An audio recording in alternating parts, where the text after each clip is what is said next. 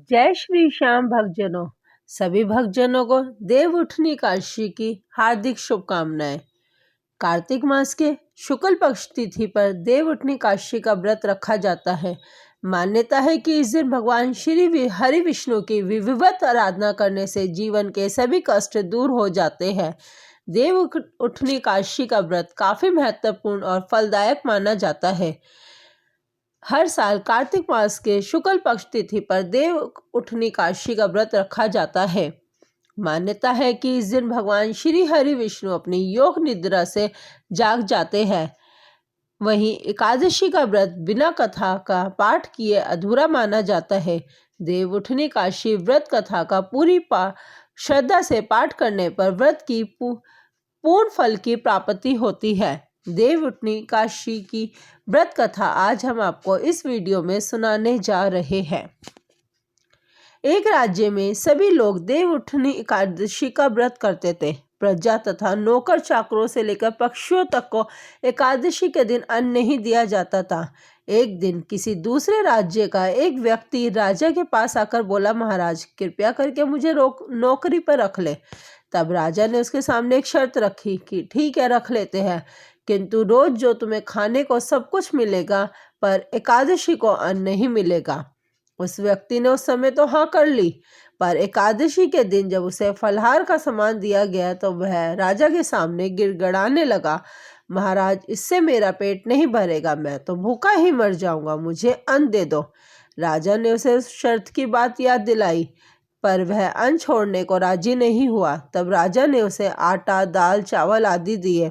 वह नित्य की तरह नदी पर पहुंचा और स्नान कर भोजन पकाने लगा। जब भोजन बन गया तो वह भगवान को बुलाने लगा, आओ भगवान भोजन तैयार है। उसके बुलाने पर पीताम्बर धारण किए हुए भगवान चतुर्भुज रूप में आ पहुंचे और प्रेम से उसके साथ भोजन करने लगे।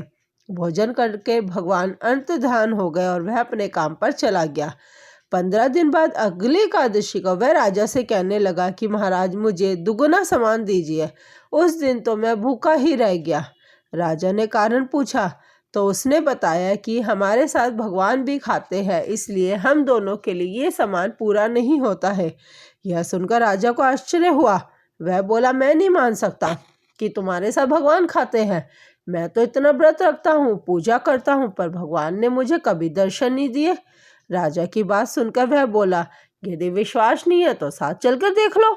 राजा एक पेड़ के पीछे छिपकर बैठ गया। उस व्यक्ति ने भोजन बनाया तथा भगवान को शाम तक पुकारता रहा, परंतु भगवान नहीं आए। अंत में उसने कहा, हे भगवान, यदि आप नहीं आए तो मैं नदी में कूदकर प्राण त्याग दूंगा। भगवान फिर भी नहीं आए। तब वह प्राण त्यागने के लिए नदी की तरफ आगे बढ़ा। प्राण त्यागने का उसका दृढ़ इरादा जान शीघ्र ही भगवान ने प्रकट होकर उसे रोक लिया और साथ बैठकर भोजन करने लगे। खा पीकर वे अपने विमान में बैठकर अपने धाम ले गए उसे। यह देख राजा ने सोचा कि व्रत उपवास से तब तक कोई फायदा नहीं होता जब तक शुद्ध मन ना हो।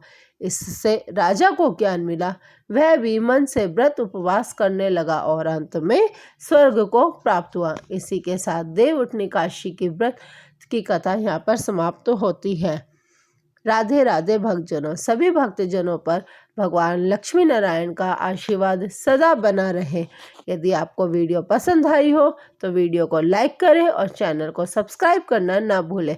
जय श्री श्याम भक्तजनों।